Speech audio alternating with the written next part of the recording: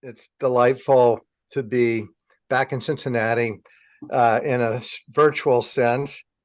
Uh, so, the title of my talk is called Thou Shalt Not Ever Give Up.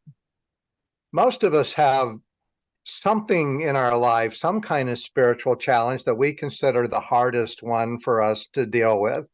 It's the challenge we often hide under our tent, so to speak. And at the same time, most of us have had an experience of being owned by some challenge for a while, but then had a breakthrough with it. And those breakthroughs of long time challenges can deliver the very best joys. A neighbor shared with me this summer that her early high school son had been completely defeated by geometry this past spring semester. He got an F for the semester and had the choice of either attending a 6-week summer school class and pass that in the first half of this summer, or repeating geometry in the fall. He's always been a pretty strong student, but his early aggravation with geometry had led him to give up for in a quite very real way. He kind of gave up with trying to deal with the geometric problems. And then, due to a really crippling frustration, he quit making any real effort at all in the class. And so the fact is that he broke perhaps the very most important commandment of all: thou shalt not give up. But then he made a good decision. Despite a heap of fear and in truth a feeling of great hopelessness, he agreed to go to the summer school option and try again so that he wouldn't be held back this upcoming fall. That was a pivotal decision, that he decided that he needed to really come at it with a new spirit and give it another chance. And on the very second day, Mrs. Rodriguez, his summer school teacher from another school district — this was a class with a lot of held back students from different schools — came over to his desk and walked with him through a geometry exercise.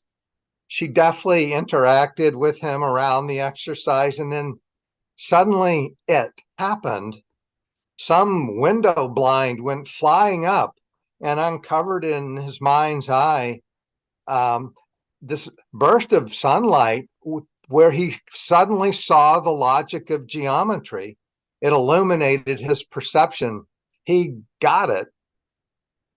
Geometry transformed in 20 minutes from this kind of big stuck point into this exciting space of seeing new structures of how things are put together. And he began just sailing for the rest of the summer session and earned an A+ on his report card. And after that, he took up new residence on Cloud 9.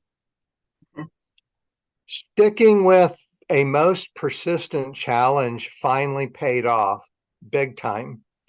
And it's likely true that all of us have had some version of stories of breakthroughs, and yet also some versions of still being stuck, still being frustrated. Both.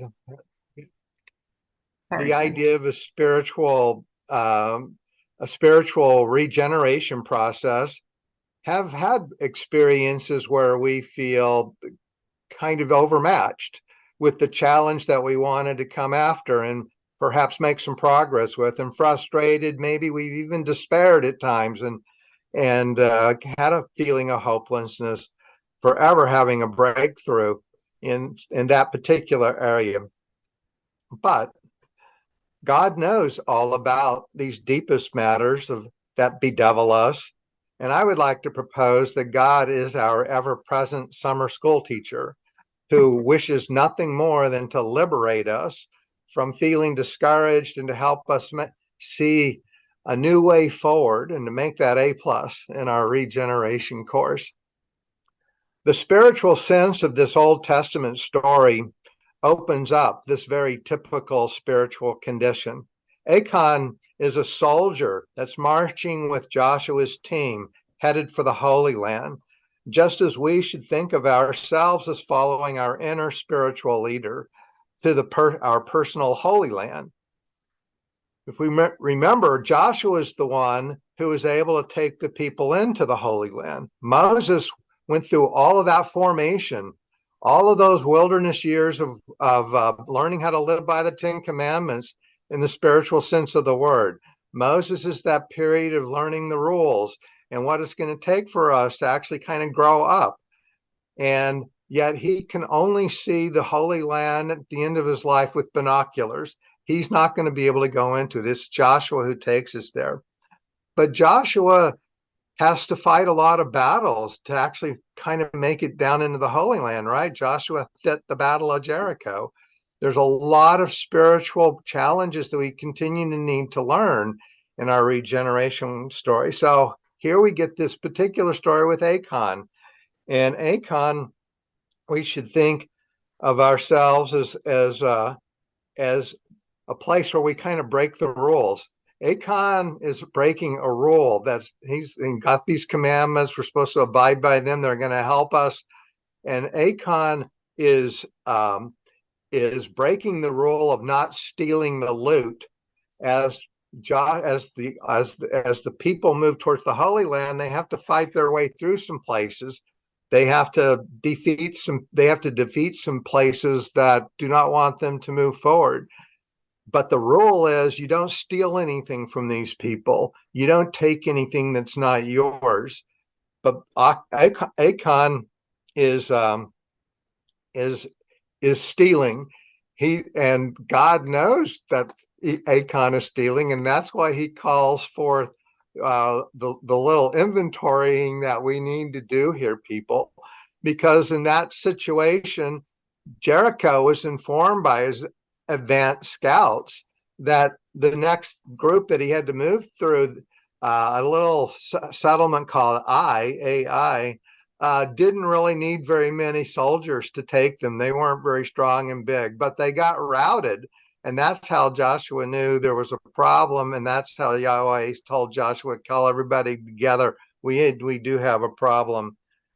And so Achan is our biblical story for the part of us that needs some regeneration in order to build upon the strengths that we already have.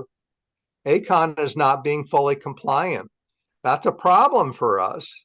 You know, we can't hold stuff back. Oh, I'm going to be good in these places, but I can steal over here. Well, that's not going to get you any farther. You know, you might not end up in a real prison, but you're also not going to be advancing in the depth of your spiritual life and the blessings that flow from being really connected to the kind of love that God can fill us up with.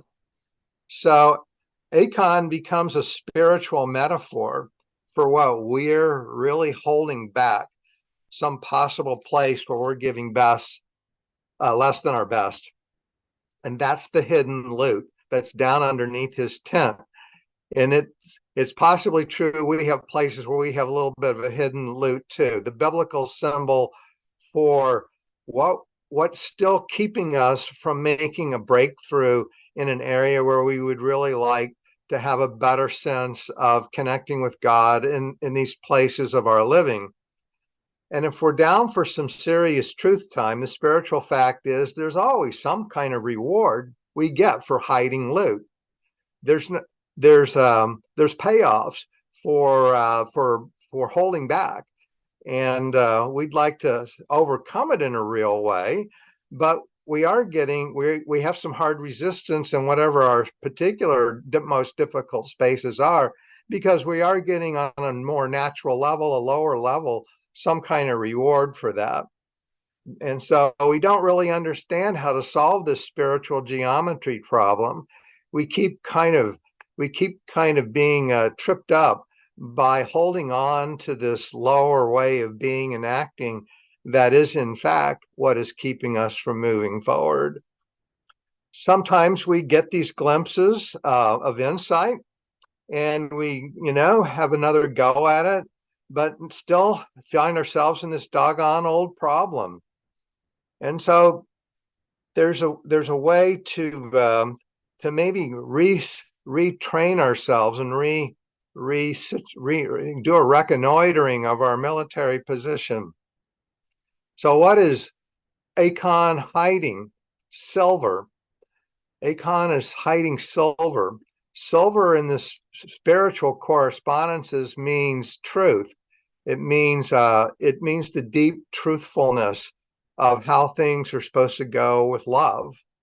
And so he's violating some kind of way of having a better grip on understanding how we love others by a kind of self-love that we're bearing down on, that is the same thing as stashing silver under our tent. So we can go to our other biblical character, the woman who searches for the lost coin. So that comes in Luke with a series of 3 parable stories that are all about something that's lost. We have the lost sheep, then the lost coin, and thirdly, the lost son, the prodigal son story. The lost coin is a very short parable. We read the whole thing in our service. What is she searching for? Silver. The same thing that's been stashed under the tent with Acon.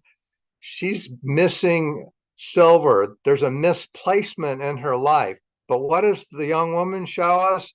She shows us diligence, perseverance, that she will not give up. She will not move on until she recaptures that piece of silver and turns it into her spiritual living. So there's a way in which I think perseverance is the real moral of the story today.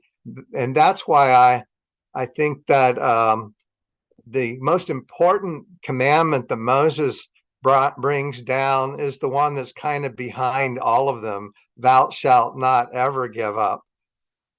There's a way in which it's important that we can stay the course. There's a way in which we plant real sources of energy in us just by showing up at church, by staying faithful, by going through behaviors where we're walking in the path as best we can, because a lot of people stop doing that.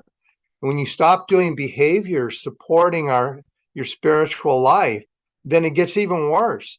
Then you wander even farther from the depth of your center and are paying attention to all kinds of extraneous things, daily practices, even if it's saying the Lord's Prayer, if saying any kind of prayer, singing a hymn, looking up at the sky, saying hi to God, is a behavior that keeps your whole system oriented towards your goals. And I'm thinking that there's a nice catchy formation structure that was shaped about 30 years ago that might be useful for us as a dialogue point on this. There's a spiritual philosopher, professor named Angela Arian, who passed away about 15 years ago. She was a professor at the Institute for Integral Studies out here in California and was very well known. She did a lot of teaching and speaking, and she wrote a very famous book in 1993, published by Harper, called The Fourfold Way. And there's a nutshell of how she talks about not giving up. And I'll just share it quickly with you because it's kind of a popular schema of spirituality or of a way of orienting that has gotten out there. And it's a common talking point for people who study spirituality frameworks and plans. So she has a fourfold plan or a fourfold way of doing it. The first thing to do is to show up. We've shown up here. We showed up. Showing up, you have to pay attention. You have to remember it. What am I after in my life? Just having that consciousness attention, even if that's nothing more than you do, is like, I want my best today. I want to connect. What am I doing in this life? You show up. That's simply showing up. The second one is pay attention. You show up someplace. Well, we can show up sometimes and not really pay attention. But the second step here is pay attention. There's always information. If you show up, the universe responds. If you show up, God says, welcome. And there is immediately something in the moment from which you can learn, from what you can see that we can learn from. So we pay attention. Well, here we're in a actual worship service, and there's readings, and there's hymns, and there's a spiritual talk. So you pay attention. The third one is tell the truth. This is very important. Tell the truth. That means let's always stay honest with ourselves, that we have the courage to be honest with ourselves and to offer up to the forces of life our desire to continue growing, our desire to continue making progress in some kind of way. And so tell the truth means be yourself in a real way, because that will take some of the barriers of resistance down and open up a space to be engaged, to have, as that young high school boy, have the blinds flapping up on the window and suddenly some sunlight shines in. Then the last one, the fourth one, is sort of disingenuous, but I think it's very wise. And it's called, don't be attached to outcomes.